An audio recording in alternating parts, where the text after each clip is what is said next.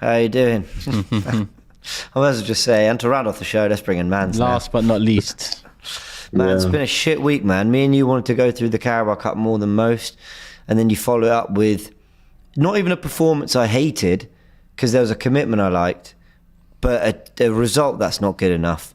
And certainly questions that have been asked already this season still not really improving. What are your take? My head is hot, James. I'm so angry. I haven't been this angry about football for a while. Because I know I've come here and I talked about fluidity and many things, but I'm so proud of the boys today. Yeah, I'm so proud of the team. The way we first of all, let's put things into perspective. We came into one of the hardest stadiums in England. Mm-hmm. Newcastle is one of the 4 games. Newcastle away is one of the 4 games that I looked into in the season. I hate going into that place. Mm-hmm. I've been on that stadium as well. I hate going into that place. Aston Villa away, Newcastle away, Liverpool away, Man City away, 4 games, 4 hardest games in the season, in my opinion. Mm-hmm. And that was it. And we outplayed them completely. Not in terms of chance creation, but in terms of defense and midfield, we completely outplayed them. I actually agree on that. I agree. In those areas of the pitch, we were better. Massively. They haven't had a sniff in the first half. They haven't had a sniff in the second half. Yeah. Now, do we have problems as a team? Yes, we do. Because we bought in Kai Havertz. We bought in Kai Havertz instead of a player, Xhaka, who was the best box-to-box player last season. Best box-to-box. He was, in my opinion, the best number 8 last season. And it was always going to be a problem replacing him. And when you replace him with a player that hasn't really shined in England ever since arriving, that's going to be even more of a problem. So do we have problems? Yes. I think our biggest problem today in terms of creativity were Martinelli and Saka, because their job when Jesus is not here, because they should know, like we know, that Nketiah is not a player that's going to be a creative false number 9. Nketiah literally relies on balls being fed to him. So when Jesus is absent, their job is to be the creative part in attack, and they weren't. But in terms of everybody else, Jorginho, Kai Havertz even, I'm really surprised to say that, but in my opinion, he played very decent today. Jorginho played well. Jorginho, I agree with. I thought Jorginho was fine today. I agree with that. I thought Jorginho played well. I thought Declan Rice was the man of the match. I don't care if we lost. Yeah. I thought Declan Rice was, and I thought our defense was spotless. And then you got that couple of Muppets in that war room. That, I have to really be careful about what I say now, because you'll never have me back on the show if I really say what I think. But if fans want this to change, instead of mocking each other every time, when Liverpool lost to Tottenham because they got goal disallowed because of a huge mistake, or we lost today to Newcastle only because of the referee, they robbed us of a point or 3 points, you never know. We've played the same against Sevilla like we did today. I thought the performance was very similar. Yet we went and scored a goal through Martinelli one-on-one, and then we scored a second goal with Jesus. I thought the performance was very similar. I was fine with the general performance, I agree, but what I'd say is different though. Against Sevilla, we had a cutting edge and a penetration. We had something. Jesus. Gabby Jesus. Yeah, because of Jesus. But the performance was very similar. So there's no way we could just say, oh, we were definitely not going to win the game if Newcastle hadn't scored. We could have.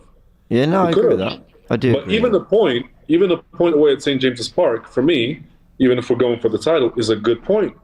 No, I agree with that too. Man City cannot win at this stadium. They did a 3-3 last season. They lost 1-0 this season. PSG got hammered at this stadium 4-1. Not many teams are going to come here and win.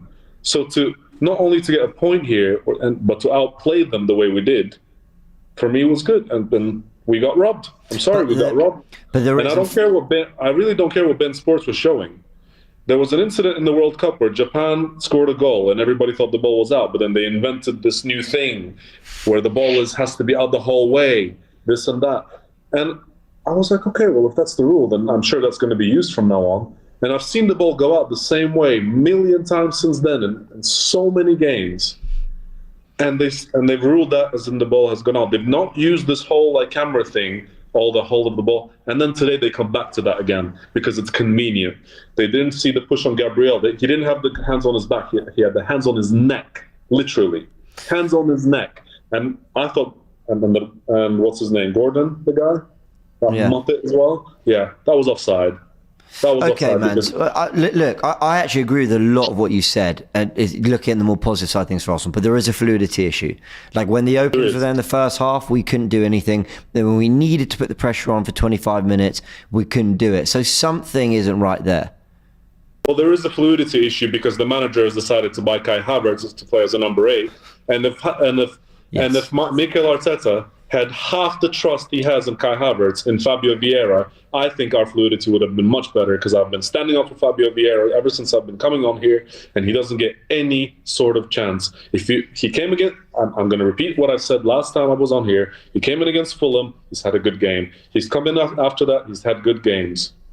And if you put him there as a number 8, I think that's our best midfield. Rice as a 6, Fabio Vieira as an 8, and Martin Odegaard as a 10. And I think that's probably, with Xhaka now gone, that's probably our best midfield. Or, alternatively, if Thomas Partey wasn't injured, play him as a 6, Rice as an 8, and Odegaard as a 10.